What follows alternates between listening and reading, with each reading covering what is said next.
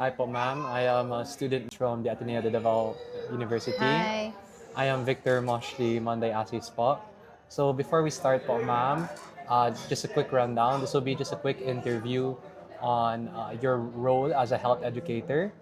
So would you please like to introduce yourself po, ma'am, on your educational attainment, your background, and your experience in the medical field? Would you please introduce yourself po? Hi, good evening. Good evening to your viewers. Yes, my name is Ma'am Shelvic Asis. Well, actually, I've been in Ateneo as a part-time clinical instructor for at least 3 years now. So regarding my educational background, I graduated my Bachelor of Science in Nursing at Davao Doctors College, year 2003. And I graduated from my master's 2011, if I may recall. Oh, Oh, okay. that was a long Tagal time na. ago. Okay. And regarding my medical background, okay, I right after I graduated, 2003. So at 2004, I became staff nurse in the ICU department in one of the largest hospital here in Davao City. And then after which, I became a clinical instructor at Davao Doctors College, 2006 to 2010. And by the year 2011, I went abroad in United Arab Emirates as a charge nurse, or we call it as a head nurse here in the Philippines, in an emergency department. Okay, Yeah. wow. So from what I hear from your answers, you're quite um, Ah, oh well. exposed to the medical field. Yes. And the good thing is you're also quite exposed to the field of Yes, education. of course. I love teaching, Really. Of So course. po, ma'am, I'll just run down. I'll just ask you some questions. Do I have consent po ba to Yeah, record sure, these? sure. You can record Okay, this. kasi we just have to submit this as our project Okay. for health ed. Sige po. So let's start. I have a list of questions po here, ma'am. Okay. So for your first question po, ma'am, can you please describe to me your role as a nurse educator and how teaching fits into your daily practice in general? Like, Oh, well, first and foremost, I really love teaching. This is what I do usually, most especially when I became head nurse back in United Arab Emirates. So I was a head nurse, but at the same time, I was a clinical resource nurse. That means that I teach newly joined nurses in our hospital. In my daily practice, of course, I make sure that I provide them demonstration, most especially in the clinical area, and I ask them questions. I guide them throughout the patient's care. so you'd say that experience plays a huge role Oh, it's very in much. teaching. Yes, So it's more than theory. of course. Of course, the main foundation is the theory. Uh-huh. Theory-wise is the main foundation, but experience really is the best teacher. Okay, thank you po. So I have another question po here for you. Um, how would you assess a patient's or a student's readiness to learn?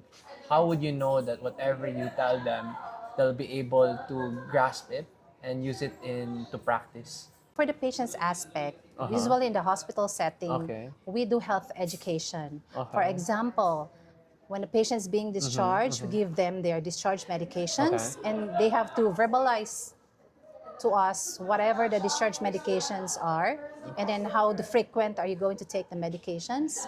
For example, wound care, we have to educate the patient and the family on how to do the proper wound care, things like that. Okay. So regarding the student's perspective, how do I know that If the they're patient? ready to, Yeah, yeah. it's very easy. How would You you? know one when you see one. Okay. Actually, for us to assess a student's readiness to learn, we have basically tools to do that. For example, in the classroom setting, if you do your lecture, of course, you know that they are ready to learn and they are interested on it. Like they ask you questions, they clarify things. That's why we encourage students to always ask. Ah, so When in doubt, you have to okay. ask. So a Okay? teacher would really love it when a student asks. Yes, of Okay, course. okay. Basically, Very because interesting. this is basically our role to answer you, to educate you, to help you learn. And we do assess by their quizzes. Yeah. And then we do post conference as well in the RLE setting. Okay? And that's it. Okay. Actually, learning is really a process. And the readiness to learn, it's more on the readiness to learn is more on the results. Results of the students' performance. Yes. Okay, thank you po, ma'am. So, I have another question po here for you. For my next question po, what are some common tools or strategies you use to to make the patient understand about their current health condition or the treatments that they will be taking? Kasi not everybody is exposed to the medical jargon or the medical process po, di ba? So what are some common tools you use po? So in layman's terms or an everyday person can understand. Okay. In the hospital setting, when we do our health education, of course, as what I've said previously, you assess the patient that they were able to learn why when they verbalize, they reiterate the things that you have said. And then actually there, nursing, what's good about nursing, it's because it's not only focuses on the hospital. We also have a community health nursing. It's where you teach the community about things, basically things about health education, the everyday problem that they are encountering in a medical perspective. You assess the community by asking them or by assessing the community itself. There are community health, no, there are community leaders that you are going to gather, and then you assess them by basically teaching them, and then they have to tell you. So the leaders basically tell you and understand by showing you the data that they were able to accomplish. And to the students, and for the students, a level of understanding, actually the tool that I'm using is most especially in a clinical area setting is by asking the students. I am more focused on asking them, and if they can answer it, then this is what I've this is a tool that I'm using. So basically from what I understand po, correct me if I'm wrong, Yeah. what you're trying to say here is one of the best ways to test and educate a person is by challenging their knowledge. Yeah, yes, of course. But So, challenging in a good way, okay. by not intimidating Yes, them. yes, of course. We should really avoid to intimidate students and And the patients and okay. patients' relative. Yes. Okay. So you think po na they'll be able to retain the information more if they can answer you po, no? Parang ganun. Yeah, yeah, yeah, Okay. yeah. Okay, sige pa. Sige pa. For our next question, can you please, can we have a small role play? Okay. I am a normal, ordinary, blue-collar worker here po in Davao. I am now admitted in the SPMC, and I have a very serious medical condition, and I need to be aware of that. However, I don't know the most basic level of medical knowledge.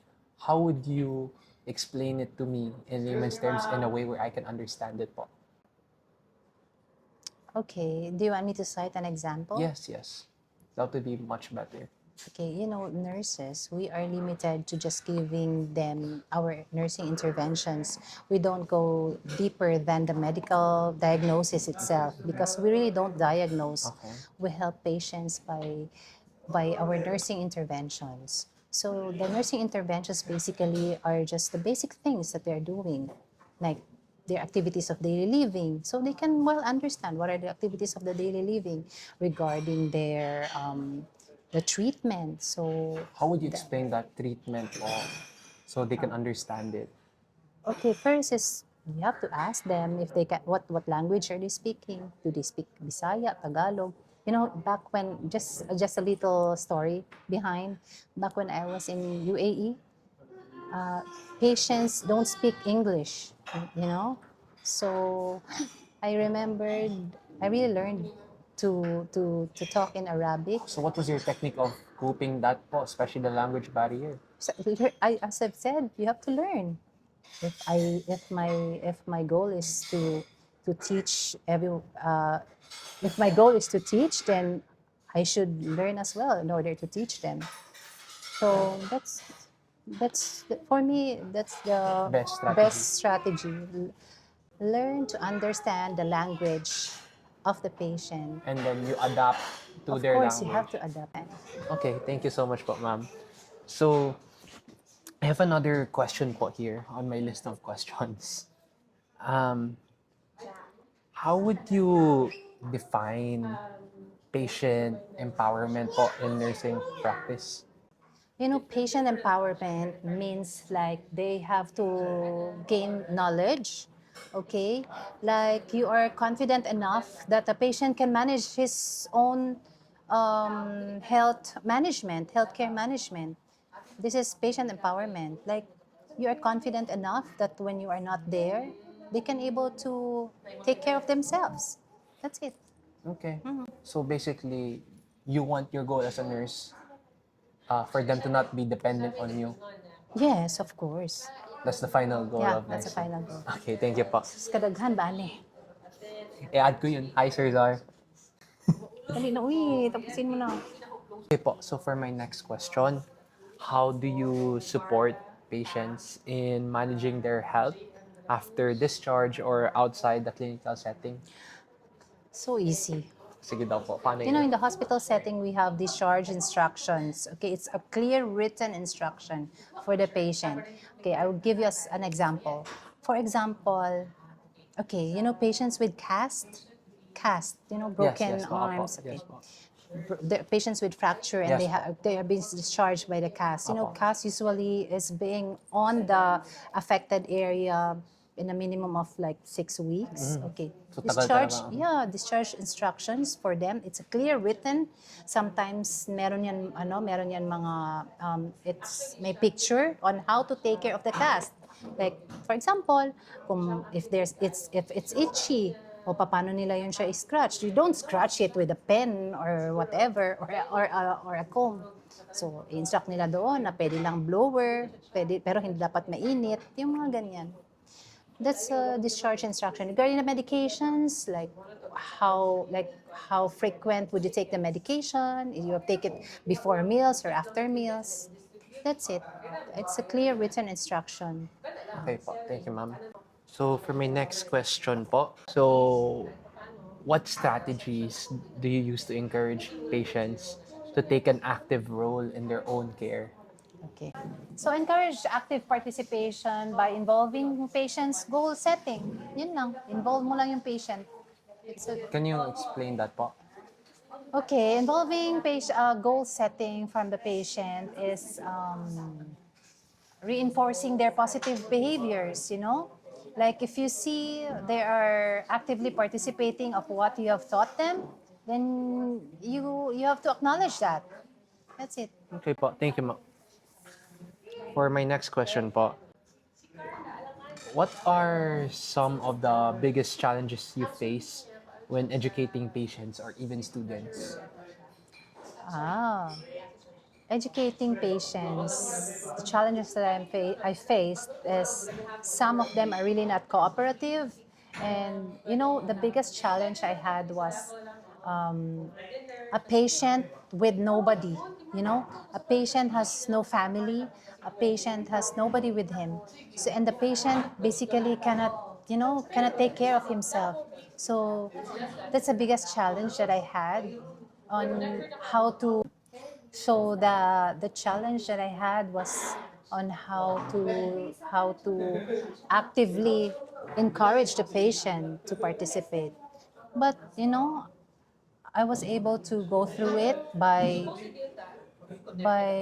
really encouraging the patient. I never stopped talking to the patient. I never stopped encouraging the patient.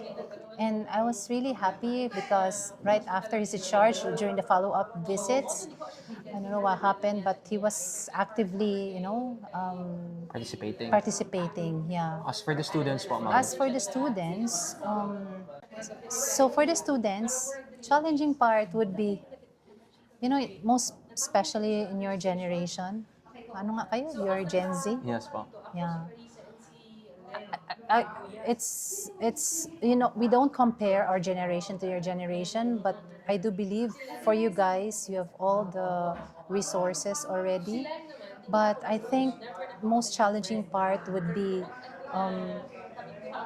siguro some of you are adamant, most especially in the hospital. Like, makita nyo lang, pasok kayo sa room, isip na kayo, "Oh, why am I here? Why am I in nursing?" But with encouragement, and if you really know what you're dealing with, siguro makayanan nyo lang din. And the challenging part would be, yun nga, you have to also understand the level of understanding of your students. Like in your generation, mag-adjust ka rin. You have to really adjust. Okay po. So, moving on to my next question po. Is this the last one? Almost po. What do you find the most rewarding about your role as a nurse or a nurse educator or even a practitioner? Ay, rewarding. Parang alam ko po yun, Rewarding, yeah. Rewarding, as I say. I was really rewarded of being a nurse, most especially when I was in abroad. Sobra, sobra. You see these diamonds and these golds? Joke. Joke lang. Patients, they appreciate you not on the material things or the monetary, but they appreciate you by, alam mo, it's cringe, but when you touch the patient's lives. Do you know? I have to tell you one story. This is from a queen back in UAE. So there's Queen. She's a dialysis nurse. She's a dialysis patient, and she is really the moment she comes in emergency department, she is really agitated. But do you know? Would you believe that the moment she hears my voice, and the moment she knows that I'm there, suddenly it shifts, because I treat that patient as a relative. I'm treating her as a relative, and I go beyond what was the order of the doctor. Like, kaya ikaw rin kung matuto ka na later on, by touching the patient's hand, trying to, those are non-verbal things, You take care of them like your relative. So basically, that's it. The most rewarding is like patients go say to you, you go and say thank you, and most especially, oh my God, the relatives, if they love you, all of them are gonna love you. Okay po. So the rewarding as well for student, I retired, I retired early because I thought I'm done. I'm done with nursing. But if it's in your heart if it's in your heart, ano, but if it's, paano ba yan?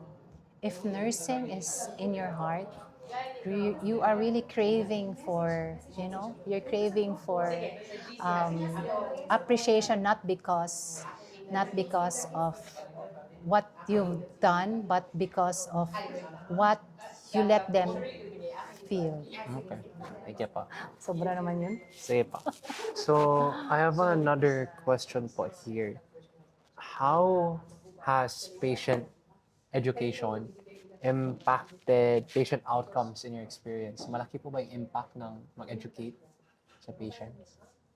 As what you've asked me earlier, some are not medically inclined. So, of course, nurses would educate. If you say education, most especially in medical field, it's what nurses do, man. Yeah, this is it. So it's really a big impact for doing patients' education to the patients. Yeah, So, you education, think they educating really them. learn through your interventions and they have a better and healthier life? Yes, of course.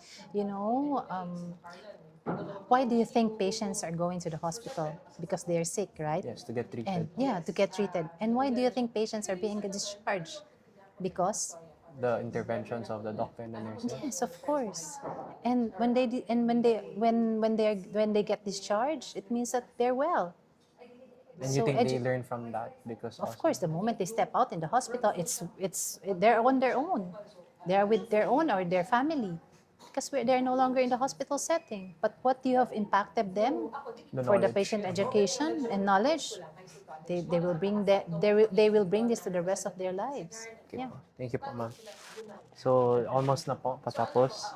What advice would you give to us nursing students who want to become effective educators? Focus on your core. Core means this is your calling. why did you take up nursing in the first place? Nabugos So, ko, ma'am. Oy, pwede ka, you can say no, you know? Pwede ka man mag-no. But why did you enter up nursing? Because you have to really focus on your core. Your core is to not, dahil lang magkaroon kayo ng malaking sweldo. No, it's not that. It's not about the money. I've been telling this to all of my students. Nursing is not about money.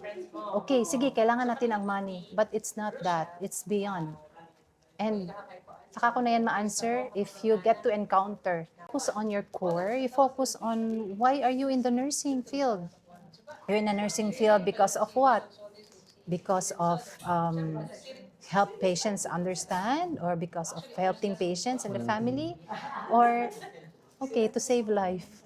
So ano po, basically, the more that a nursing student understands where they are, you feel like they can educate more Yes, they can educate more. by knowing But you can't educate if you don't know.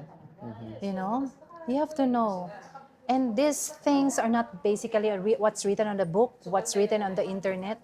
You educate by learning through the process, by encountering it in your daily life, by encountering it on a patient's situation. So can I Yeah. assume po from what you're trying to say, the more experienced a health educator is, the better the teachings they give? Of course. How can you teach if you never encountered it? Yeah, if you are skilled enough, then you can teach. Skills are being learned through process of doing it. It's not like, okay, I have these skills because I studied it, because I read on it. No. Okay Yeah. po. Thank you po, ma'am. It's very insightful. So, second to the last question po. How do you stay updated with evidence-based teaching practices in nursing po? Evidence-based teaching process. I stay updated through attending seminars, or reading journals, 'di ba? Reading journals, there are lots of journals online. So I keep updated, like as simple as there are some antibiotics that doesn't require any skin test already because it's an evidence-based practice. So mga stuff like that. Sige po, ma'am. So, you would say po talaga, even after graduating, taking up the license, you continue learning? Why am I here? I already retired from being a nurse. And do you still think you still learn till this day? Of course, I learned from you. Okay po. Thank you po, ma'am. So, for my next question po. Sorry po, by the way, last na po talaga ito. Okay.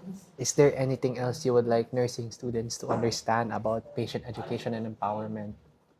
I want nursing students to understand that patient education is not basically just giving them information, okay?